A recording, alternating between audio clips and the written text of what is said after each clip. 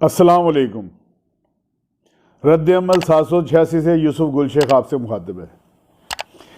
कराची शमसी colony Malir के अंदर एक हौलनाक वाक़या पेश आया है, जिसमें एक ही घर में एक शख्स ने अपनी बीवी, 3 बेटियों और को गला काट के कत्ल कर दिया और उसके बाद अपनी जान के ख़ात्मा करने के लिए अपने गले के ऊपर भी छुरी फेर ली। ये वाक़या आपकी नज़रों से गुजरा होगा। बड़ा हौलनाक वारदात है और इसकी डिटेल्स इस तरीके से सामने आ रही हैं कि ये शख्स फवाद नामी शख्स था जो इस घर का सरबरा था और जिस जगह पर रहते थे नीचे इसके भाई और वालदा और उनके अहले खाना रहते थे। फर्स्ट ऊपर वाला फ्लोर जो था फर्स्ट, उसके ऊपर ये खुद फैमिली के साथ मुकीम था। बड़ी बेटी इनकी 16 साल की है, उसके बाद दर्जा बदर्जा छोटी बच्चियाँ हैं और तकरीबन 1:30 बजे के करीब बच्चियाँ स्कूल से आती हैं। उससे पहले ये 1 बजे ये शख्स आता है, अपनी जो भी एक कोई मसाले वाली कंपनी, उसमें ये सेल्स मैनेजर था। सेल्स मैनेजर होने के नाते ये वापस आया अपनी ड्यूटी से। पहले ये इसने आके अपनी वालदा को सलाम किया, उसके बाद ये ऊपर अपने घर में आया, अपनी बीवी से बातचीत की। अब चूँकि इसका गला कटा हुआ है, बाकी अफराद जो घर के हैं वो तो जान से चले गए, अल्लाह को प्यारे हो गए। अल्लाह पाक उनकी मग़फ़िरत फरमाए और उनको उनके दर्जात बुलंद करे और लवाकिन जो पीछे उनके हैं उनको अल्लाह पाक सब्र जमील अता फरमाए। बड़ा दिल खराश वाक़या है।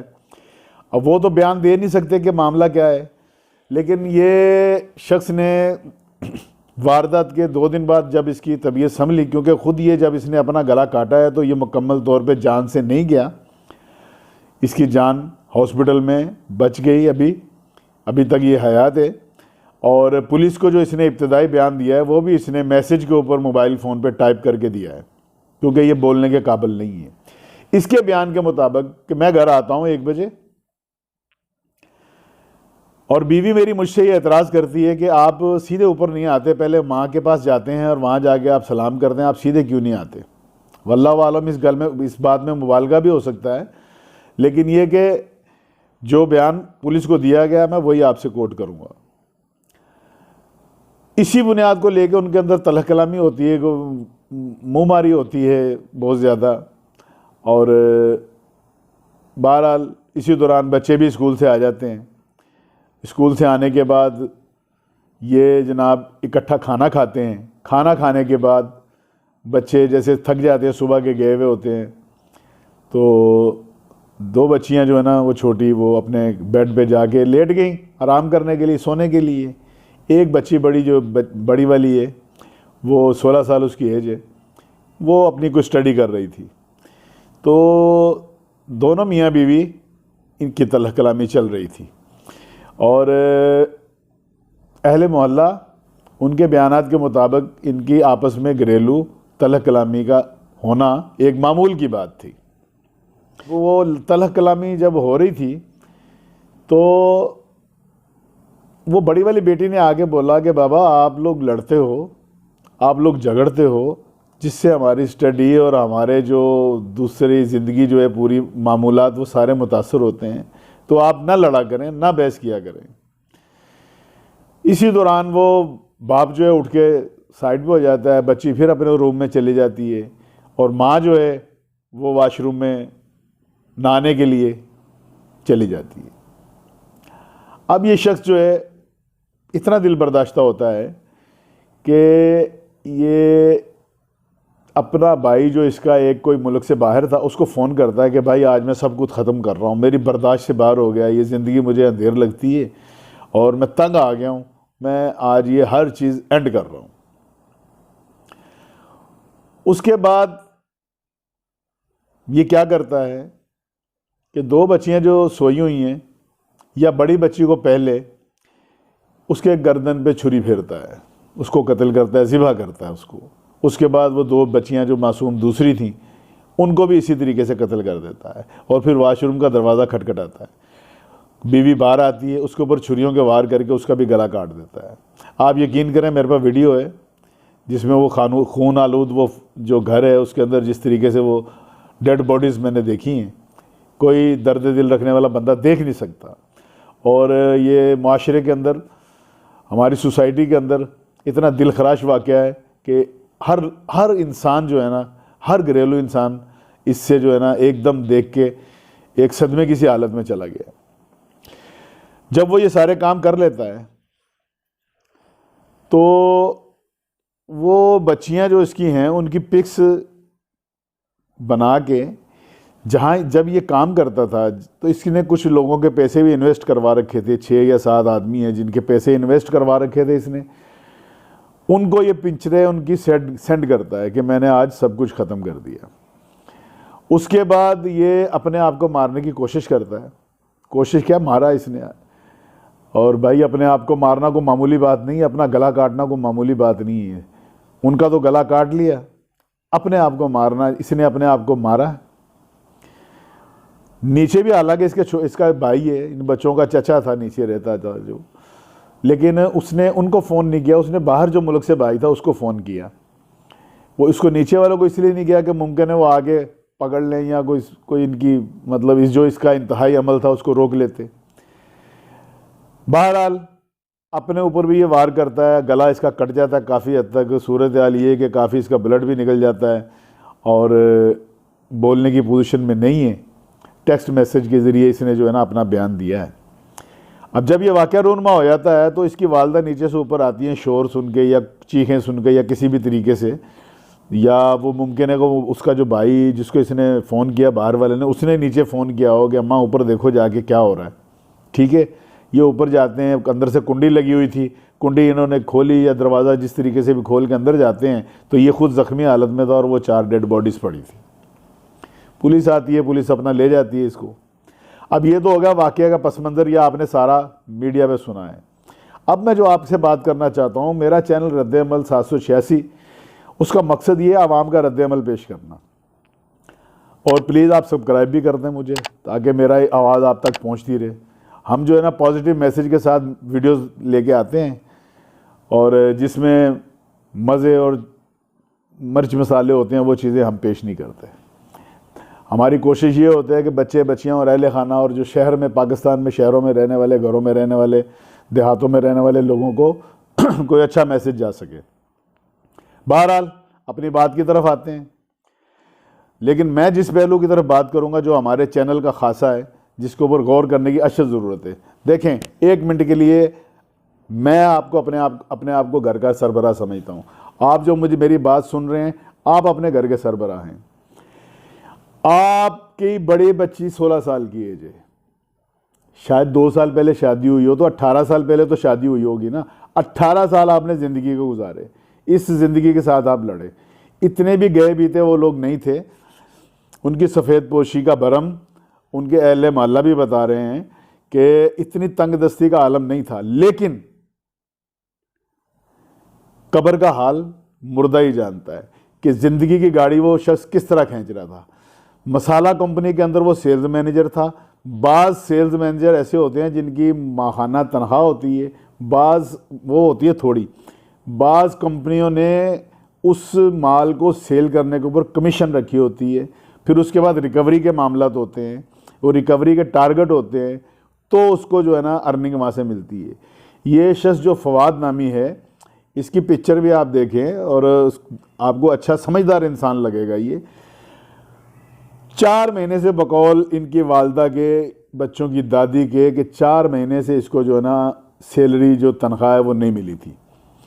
अब आप देखें कि घर की गाड़ी खींचना आज के हालात के अंदर 4 महीने से ये बिजली के बिल भी पे कर रहा था, घर का रेंट भी दे रहा था, बच्चों की एजुकेशन, ख़ुद का खाना पीना और सादगी का और माशरे में अपने भरम को बरकरार रखने के लिए। और सेल्समैन जो सेल्स मैनेजर था ये, और किस तरह से धूप और छाँव के अंदर, गर्द में और धुएँ में और ट्रैफिक में और कहाँ से कहाँ दर दर की खाक छान के जब इंसान घर पे पहुंचता है, तो एक हस्ती ऐसी होती है, अगर वो उसका साथ दे तो उसके अंदर की जो उमंग होती है, उसके अंदर का वो जो जज्बा होता है दुनिया के साथ लड़ने का, मुआशरे के साथ लड़ने का, घर की गाड़ी को खींचने का जो उसके अंदर जो पावर और ताकत आती है, अगर वो उसको सपोर्ट करे, जो वाइफ होती है, जो बीवी होती है, जो खातून होती है, हर कामयाब बंदे के पीछे आपने सुना होगा एक औरत का हाथ होता है, और हर नाकाम बंदे के पीछे भी औरत ही का हाथ होता है। तमाम औरतों की बात नहीं कर रहा मैं, जो इस किस्म के मामलात हैं वो बताना बहुत ज़रूरी हैं, ताकि आपको इस वाक़े की दिल खराशी का वो पहलू नज़र आए जिसके ऊपर ना कोई निजी चैनल बात करेगा, ना कोई सोशल मीडिया बात करेगा। ये चैनल हमारा उसी पे बात करता है। व्यूज़ का हमें लालच नहीं है, अर्निंग हमें नहीं चाहिए, भले चंद लोग देखें, हमारी आवाज़ सही तरीके से पहुंच जाए। आप हमारी राय से इख्तलाफ भी कर सकते हैं, कमेंट्स करके इतला भी दे सकते हैं। वो गढ़ की गाड़ी खींचता हुआ इंसान पता नहीं किस तरीके से जा रहा है।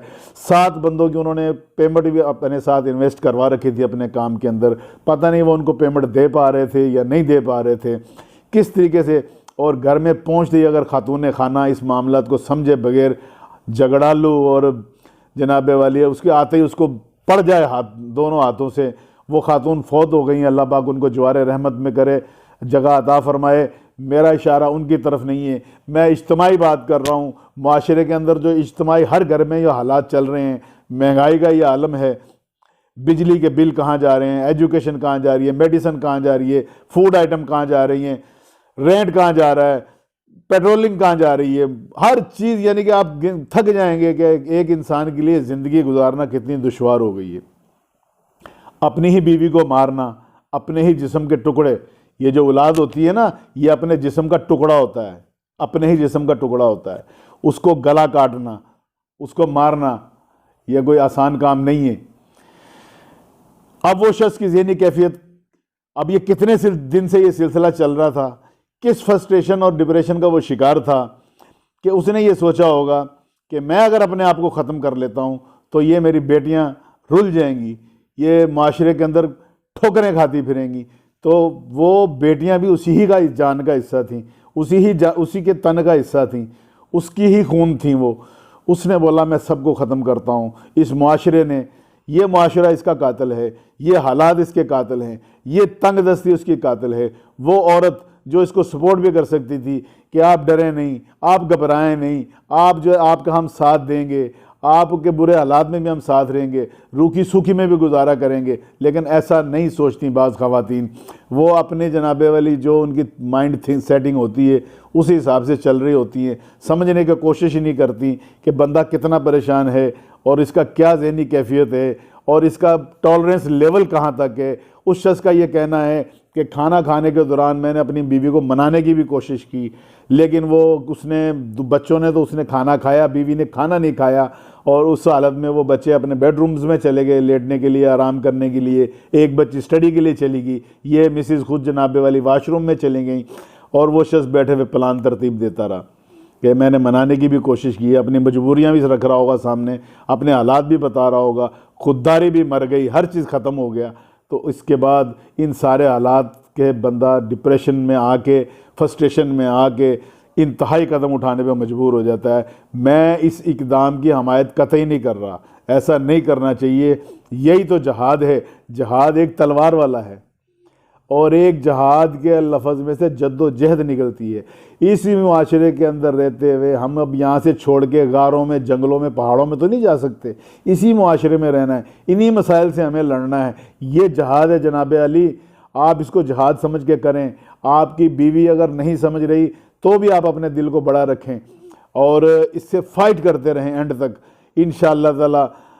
और दीन से जुड़ने की बहुत ज़्यादा ज़रूरत है। सब्र की, कनायत की, सादगी की मिसालें हमारी तारीख़ इस्लाम के अंदर भरी पड़ी हैं। हमारी घरेलू ख़वातीन को भी चाहिए, हमारे बच्चे बच्चियों को भी चाहिए, और जो घर के सरबराह हैं जैसे ये फवाद साहब थे और मौजूद हैं, अल्लाह उनको ज़िंदगी दे। मकसद ये कहने का कि अमल तो उन्होंने बहुत गलत किया, बहुत गलत किया, उसकी तो कोई जस्टिफिकेशन है ही नहीं। लेकिन अब मैं उस वाक़े से हट के बात कर रहा हूँ कि आपको जहाद, यही जहाद है आपके लिए। रिज़्क़ हलाल ऐन अबादत है। आप रिज़्क़ की तलाश के लिए तकलीफ़ें उठा रहे हैं, और वो लोग जो पेमेंट तो इन्वेस्ट कर देते हैं लेकिन बिल्कुल रिलीफ देने के लिए तैयार नहीं होते, वो भी इसके ज़िम्मेदार हैं। उनको भी पुलिस ने शामिल तफ्तीश किया है। और नीचे चचा रहते हैं, एक भाई बाहर रहता है, ये शख्स मुमकिन है वो भी सपोर्ट करते हों, लेकिन ज़िंदगी की गाड़ी खींचने के लिए आज के दौर के अंदर मसाइल इतने होते हैं कि वो ख़त्म होने का नाम ही नहीं लेते।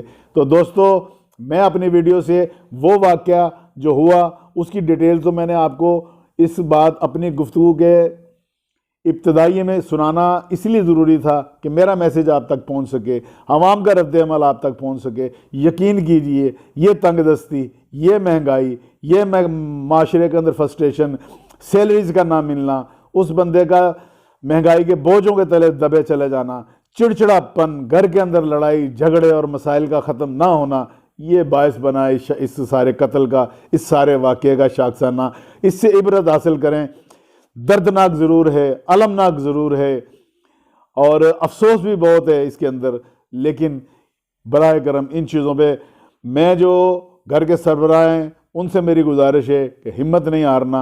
और मेरी जो बहनें हैं, ख़ास तौर पे जो हाउस वाइफ हैं, जो खातून हैं, खातून खाना होती है, उसको चाहिए कि अपने मर्द का, अपने खामंद का, जो इसका सरबराह है, उसका राइट हैंड बने, उसके दुख सुख की साथी बने, ना कि उसको मज़ीद से मज़ीद परेशान किया जाए। ये वक्त कुर्बानी मांगता है, अच्छा वक्त भी आ सकता है, लेकिन आपके कॉर्पोरेट से, ख़वातीन के कॉर्पोरेट से, अहले खातून जो खातून खाना है उसके कॉर्पोरेट से ये बुरा वक्त निकल जाएगा। काश अगर ऐसा होता। मुमकिन तौर पे हमने अपने अवाम के ख्यालात आपके सामने रखे हैं और आपको मैसेज देने की कोशिश की है। अल्लाह पाक आपको और मुझे अपनी हिफ्ज़-ओ-अमान में रखे। मिलेंगे नेक्स्ट वीडियो में। अल्लाह हाफिज़।